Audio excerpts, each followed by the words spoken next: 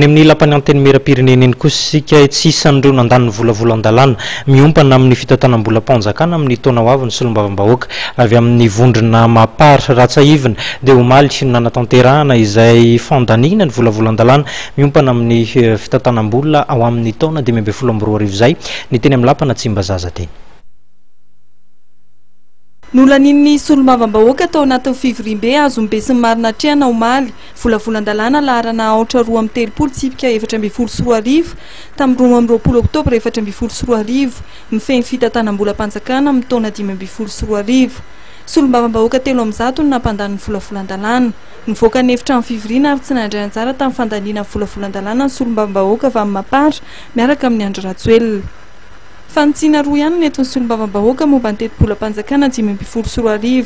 Anisan'ny fantsiana nentin'izy ireo ny nampiakarana netra alaina amin'ny sigara sy ny toaka.